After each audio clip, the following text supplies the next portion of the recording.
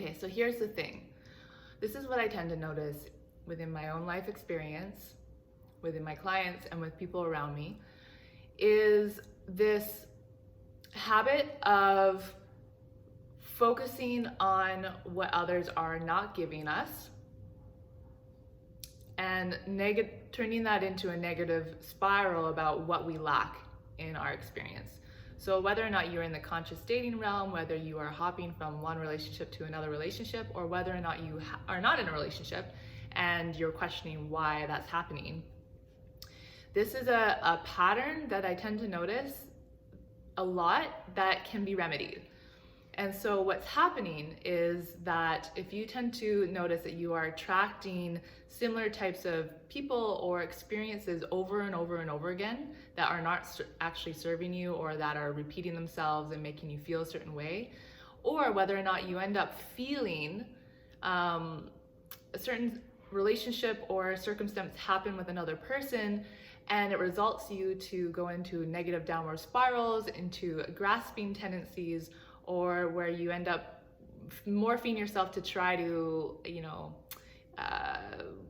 hold on to something that really is actually not serving you, because you're not expressing your authentic being. You are this is coming from more of an inauthentic expression. And so one thing that's happening is that this is a pattern. This is a pattern that is actually being communicated from the universe and the divine, that is asking you to pay attention to, for you to shift within yourself. And so when this pattern keeps showing up again and again and again, and you're questioning, well, what's wrong with me? What did I do? Like, blah, blah, blah, all this stuff. And, it keeps showing up. There's something that's either playing out unconsciously that you're unaware of, or that you're aware of it, but you're just ignoring it, that needs to shift. You need to change something about the way that you are focusing your attention on, that is accumulating these experiences or these people to gravitate towards you. And so in order to heal the heart pain or wounding or discouragement or bitterness or resentment that you experience from this, you need to embody sovereignty. And what do I mean by that? Well, embodying sovereignty means that you are reclaiming personal power within yourself, and that you are clear about what you need, what you want, how to get it, and in a way where you're giving that to yourself and not just expecting others to give it for you. And so this is what happens, is that we tend to sometimes forget that we have a radical self-responsibility to show up for ourselves and to give us what I need. And so then we place that expectation or that responsibility on others. And of course, it's great to have that with others as well.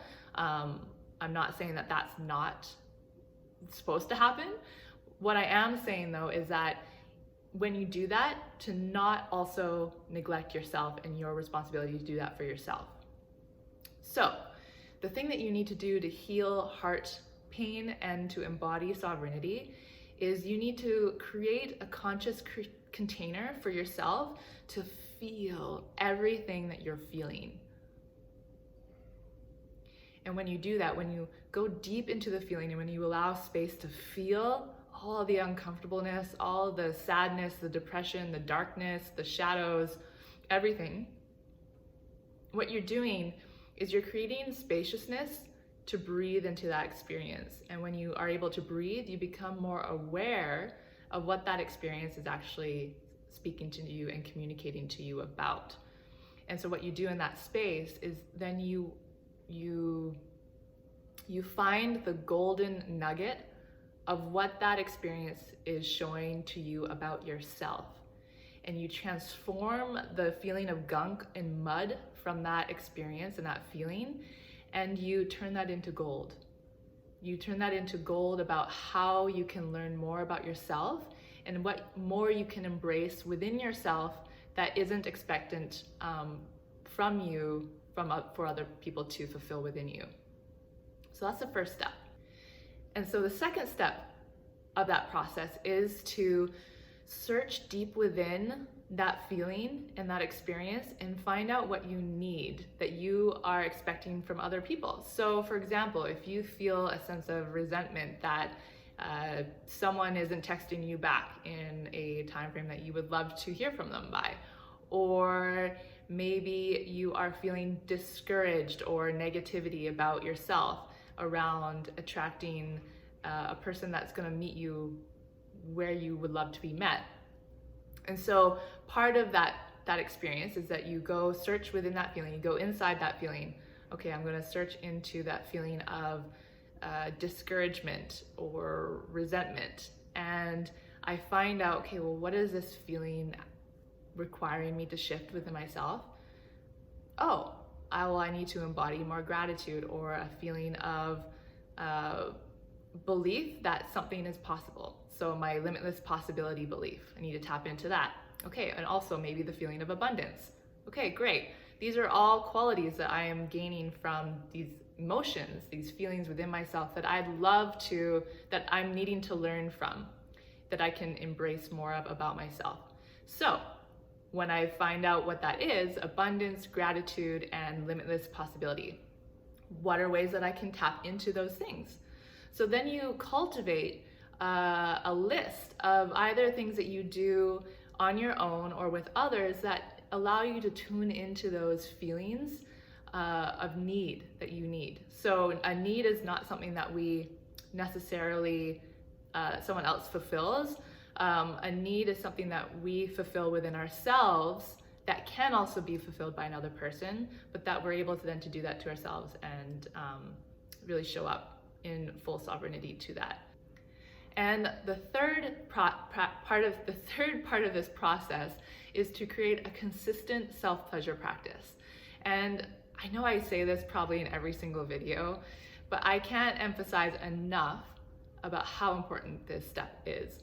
And the reason why we want to build a consistent self-pleasure practice is because when we do this, we are somatically and recreating new cells, cellular imprinting in our body, in our nerve system, and in our DNA, that is allowing for us to feel fulfilled.